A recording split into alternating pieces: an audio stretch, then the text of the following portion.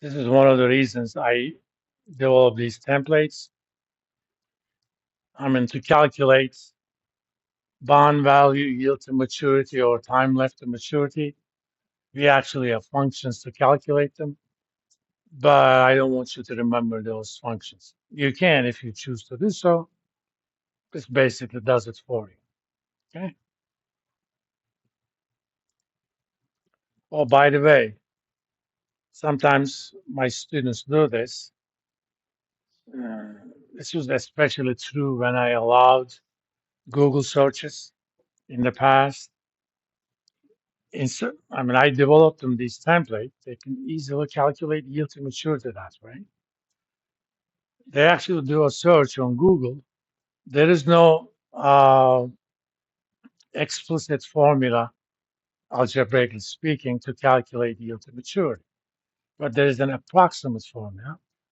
They go ahead and use that approximate formula and they get the exact wrong answer. I mean, if you have the technology to do it for you, why don't you use it? This is like in 1950s, that was a reasonable thing to do because we didn't have, uh, you know, tools like that. Now use tools like that. At a minimum, use the Excel functions to calculate that for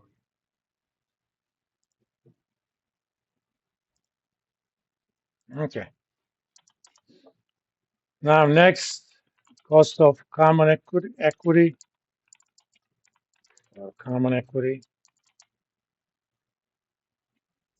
Oh, the second approach. Sometimes you could use both. Sometimes the firm does not have a bond issue, or if they do, it's a relatively small amount and it's not very liquid.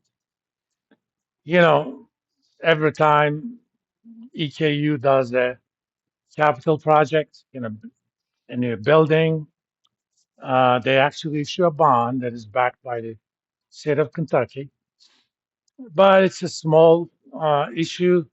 In many cases, it doesn't trade much. So the yield to the price information that you get from the market is not very reliable because it's not clear that you can trade as much as you want at that last price or close to it. A lot of times that information is stale because the damn thing hasn't traded in 3 days, 3 months. So even if you can get a yield to maturity, it may not be reliable. Well, in that case, if a bond issue is not available or price information on that bond issue is not reliable due to lack of liquidity,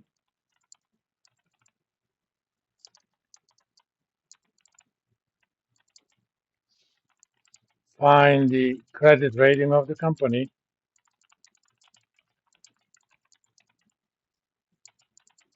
and use the yield on bonds issued by companies with the same credit rating. Suppose your company has double B credit rating. Okay,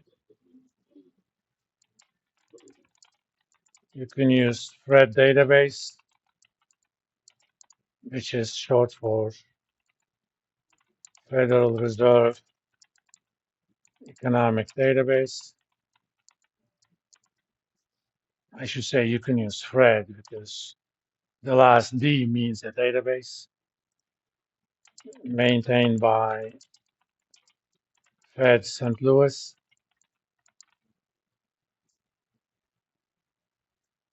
So if I go there,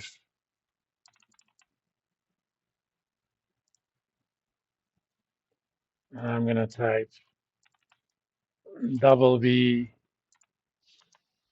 effective yield.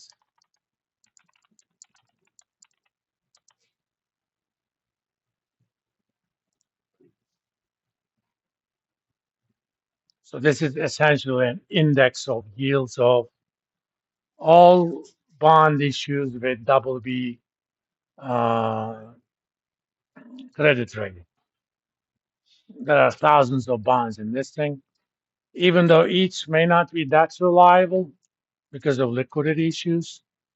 When you average a lot of imprecise stuff, the average tends to be pretty precise. Have I ever told you guys about the story of a nuclear sub lost by U.S.? Okay, back in 50s, U.S. loses a nuclear sub in Atlantic.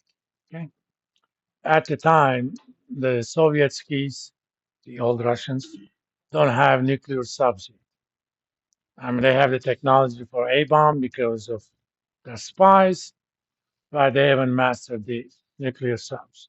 Nuclear subs are important because they can stay underwater for months on end.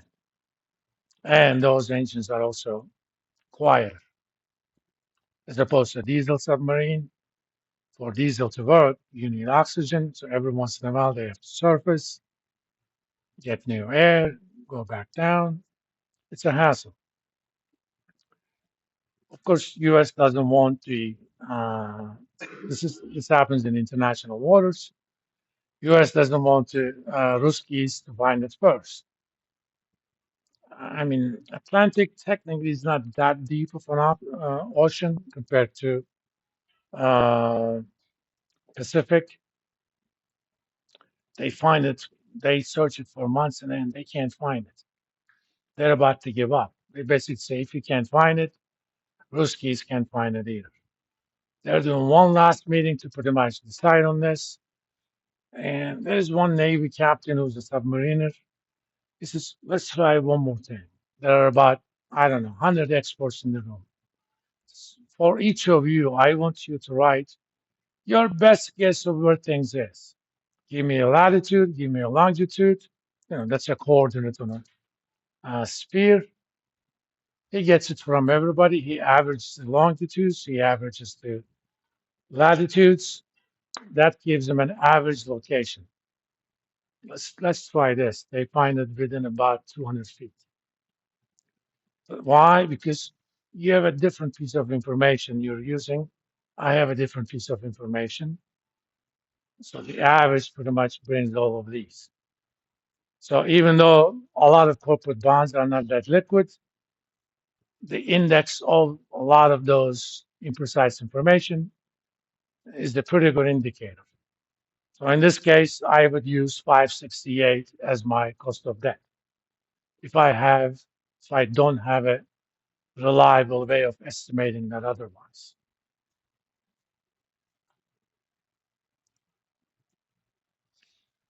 Now, with the cost of equity,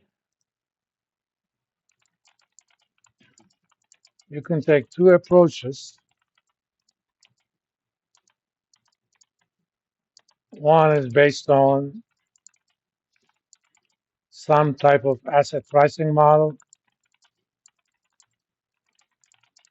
such as CAPM, which models the required rate of returns to begin with, or implied required rate from a stock valuation model.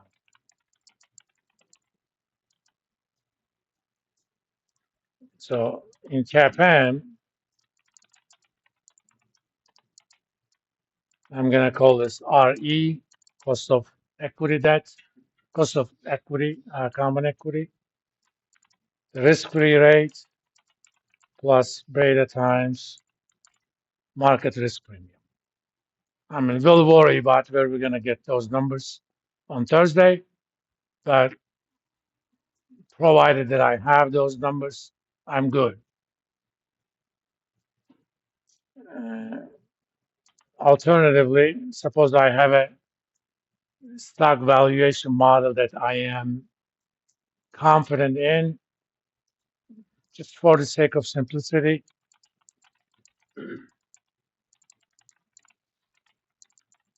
Suppose Constant dividend growth model is the proper stock valuation model, which means value should be next year's dividends divided by the required rate of return on the stock minus the growth rate.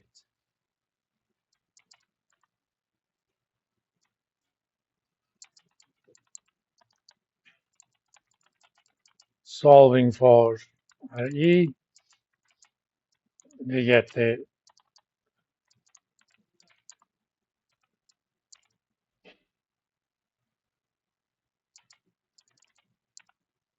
sum of the dividend yield and the growth rate. I shouldn't say value, which equals price. If you have a more complicated model, basically you run your model given a required rate of return and whatever the parameters of the model is, just solve for the required rate of return that gives you the current price.